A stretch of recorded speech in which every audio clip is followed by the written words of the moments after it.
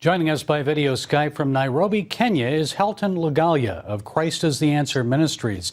Halton, thanks for joining us. What can you tell us about the victims?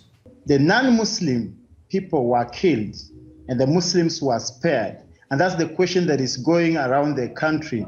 People are wondering, this is the second time it is happening. 2 weeks ago, 28 people were killed in a bus traveling from Mandera to Nairobi. And the same situation that people were asked to recite a Quran, and those who were not able to recite the Quran were killed. Those who were able to recite the Quran were spared. That's what is going around the victims, and that's why the whole country is mourning about these deaths. Well, we're certainly mourning with you. How certain are we that this was the work of al-Shabaab terrorists? Obviously, they have also been able to come out on their Twitter account and celebrate the killings that happened today in the morning.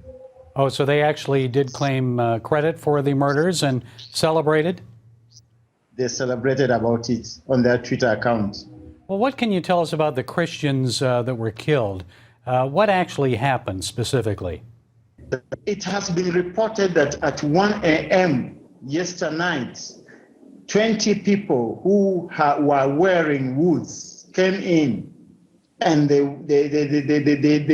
surrounded the quarry whereby the more than 37 workers were staying. And selectively, they started murdering them. And 4 people were beheaded, others were shot right in the head. A total of 36 people who have died, and they have now been ferried to Nairobi. And why did al-Shabaab do this? What's the reasoning?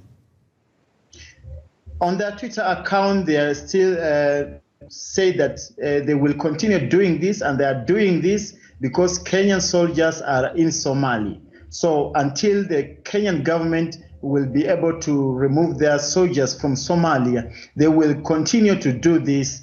Unfortunately, for us Christians, we look at it as a targeted killings in the recent past. But they are trying to spread their brand of Islam to Kenya throughout Africa. Is that correct? What can you tell us about that? A declaration that has not been yet confirmed is that there is a strategy to colonize the whole of Africa by the year 2030.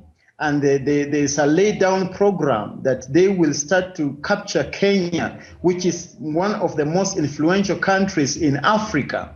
So this must be part of their strategies to implement their plan for colonizing the whole of Africa.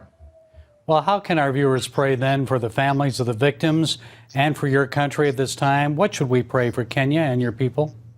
We should pray for the Kenyan government, which has put in every effort to secure the country.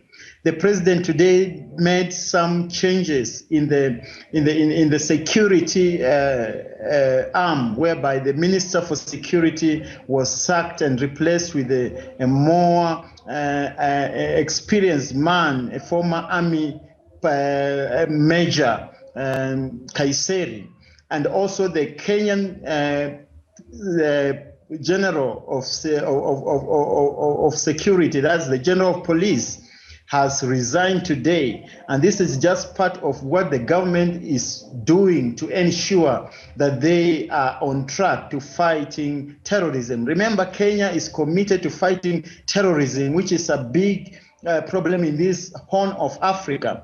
Our prayer request for the whole world is to pray for Kenya, that we may prevail over these enemies of peace, these enemies of progress, these enemies of giving people freedom for their worship. We will also want to request you to pray for our government, that they will stand firm, they will not retract over the war against terrorism.